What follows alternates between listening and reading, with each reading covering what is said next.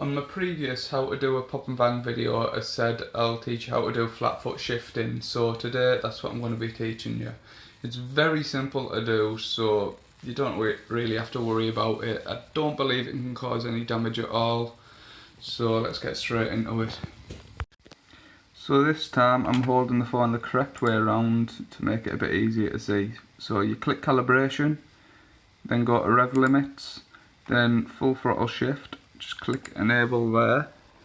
Then I had mine set to about 7,000 RPM, and I think I had about, I think I kept it about 80% for the throttle. It doesn't really matter, but yeah, that's all you do, simple as that.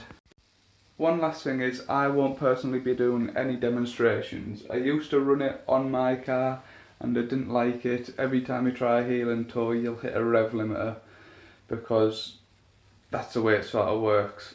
When you put down your clutch with your throttle down, it will sort of just make your car have no power at all. So yeah, it's up to you if you want to try it.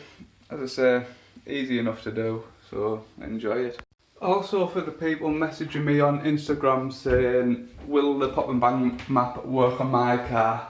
Well, I'm going to post a video just after this clip showing someone else that's used my video technique to do a pop and bang on their car.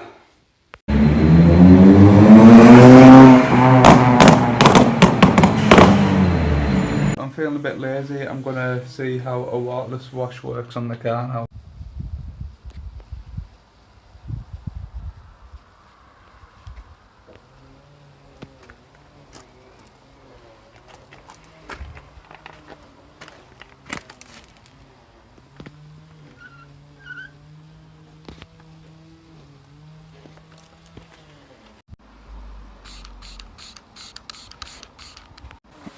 Smells like bubblegum, this stuff. LEU's next to nothing, and the wheels are looking nice and clean.